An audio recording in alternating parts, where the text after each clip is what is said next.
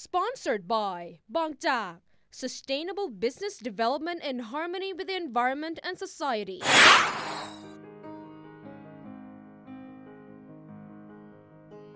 Narong Seafood Company Limited was established on November the 21st, 1985.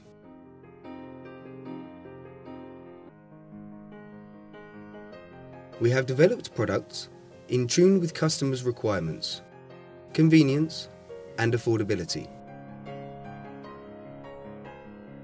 We have maintained high quality, hygienic and healthy value-added products. We are in the forefront of new product development, with an estimated 300 SKUs and counting. We are also the major producers in sushi ebi, breaded shrimp, and other value-added seafood products. We have a combined production capacity of 60 tons a day, with a 3,000 production workforce. We value our workforce, hence we provide every benefit that local and international governing bodies require.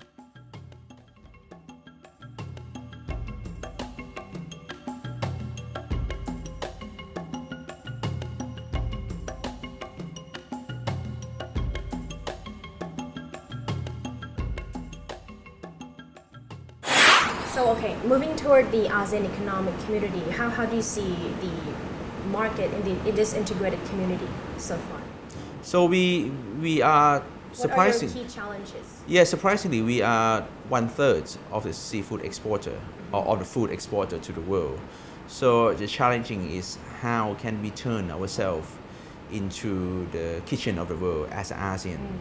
Because at the moment we are good names to do cheap products, in Asia, including China. So ASEAN and China, we are popular to do reasonable price products to the world. But at the moment, how can we scale the qualities, like product from ASEAN delivered at the same time as quality as well? So because at the moment we don't want people to focus on price again only, because lately we just only say be popular for price focus. At the moment we want to lift ourselves. That's why we are forming ASEAN Seafood Federation together. So all the private sector or association from different ASEAN countries been forming ASEAN Seafood Federation, so we can discuss about the standards that we have shared in common together. At the moment, I think Thai Department of Fishery and other ASEAN countries, Department of Fishery, have been agreed on shrimp standard. So, for example, in the future, we may not have to say product of Thailand, product of Cambodia, product of Vietnam. It's going to be product Let's say product of ASEAN. I see. So do you think Thai businesses and entrepreneurs like you and others are ready for the free flow of trade, labor services, toward the AEC? I think we've been ready for decades ago. How about beyond 2015 is to be a big year for us. That we have to. It's the right time that we're going to merge together all the entrepreneurs in ASEAN. So I think we're gonna be good partners together. In terms of challenging, we might have to face with different standard of costing. Different countries have their own costing or their own advantage, their own weakness. For example, at the moment, Thailand we have the biggest, we have the highest labor costs at the moment. So maybe we have to find a way how to work with other countries, or how to I wouldn't say how to compete with other countries, but we would say how to work with other countries in order to bring all the costs down in terms of to meet the market price. So that's a big challenge, that how to work together. Right. So there's an idea of sustainable development and CSR. Do you have any initiative on actually developing the CSR? Like you said, you're having a project against any child labor. Can you explain us? So Thailand have been blamed that we use child labor, we use the children into production. So we have to prove to the world that we are not, and that there is no point. That's why we have to use children in our production. And so this is my 6 years working with the Thai Frozen Food Association with the U.S. Embassy and with ILO and UN to create a system to show that we are transparent enough for the world to check whether Thailand using child labor or not. We have been working on this in order to lift the standard of living for the immigrant labor as well. As you know, I think now in seafood business, say about 70% of the labor are from immigrant laborers, because Thai people have more opportunity to work, and they have more education, they have more higher standard of living at the moment. So that's why seafood business is not the preference. So we have luckily we have immigrant laborers to work for us, to do a big income for the country, and then that's a big challenge, that we have to prove to the world that we treat all the immigrant workers same standard as the Thai workers. So everything have been equally, and their children as well. We have to treat them because they could be future for ASEAN.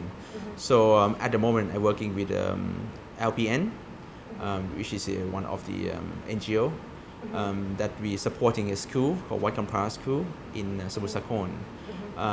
That programs we are teaching the Myanmar children to learn Thai, and in order to speak Thai, to read in Thai before they can get into the Thai education system.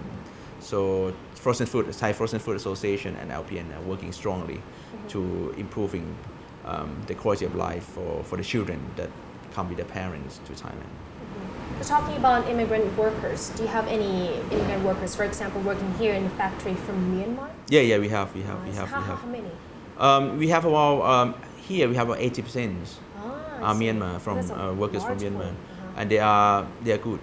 They're good colleagues. I would call them colleagues, because they think, and they also give opinions on certain kind of things, and they work hard, and we working hard together to make good products. How do you process their working permits for them? We do according to Thai law. We do for the work permit and the passport. Everyone have a passport, so have the work permit, and then get paid to the Thai law. Yeah, that's what we are. So how are they different from, let's say, Thai labor? Any differences? Apart from language, there's no difference. So, I mean, everyone wants to work for their own living. So apart from boundary on language that we have to communicate, we have to get translator, we have to on our side we have to write in Thai, in English, and in Myanmar as well. So let's say this is our last question. Yeah. Myanmar is opening up, and then Aung San Suu Kyi visited here in Samut Sakhon. And there was a say, analysts actually have their own opinions against, for example, if Myanmar is opening up and they're actually, screaming for their labor back, and then some of the Myanmarese labor could, relocate back to their country. What is your say on this? I could say much actually, because if people want to go home, how can you keep them? They have to go home. Right. But the thing is, there are two dilemmas. That the first dilemma is the first scenario would say Thai packer have a factory in Myanmar, because Myanmar have raw material, Myanmar have resources, and have labor, so we can have a factory there. But it's a huge investment on that. So the other way around is like we have to make our workers happy, as happy as we can. Provide them good facilities, securities, when during their stay in Thailand. So I think what we are doing and what I'm doing to try my best to let them feel at home. So I would say some of the labor maybe they go back. Definitely they're going back because it's a bit the new factory next to their home, so they can be home again. And some of them maybe they have to stay here because I think the difference on the income that they have. So I think it's still be a gap.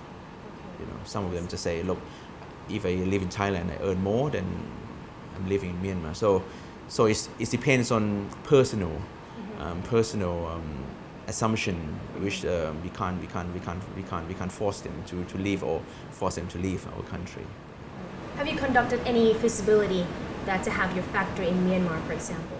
We're thinking on different kind of project, to do in Myanmar, but it's huge investment, and then by this current economy situation, we are studying. So maybe in the near future, maybe we have to considering to move or to open the other factories in Myanmar, or do processing some of raw material and send back to Thailand and processing and export out.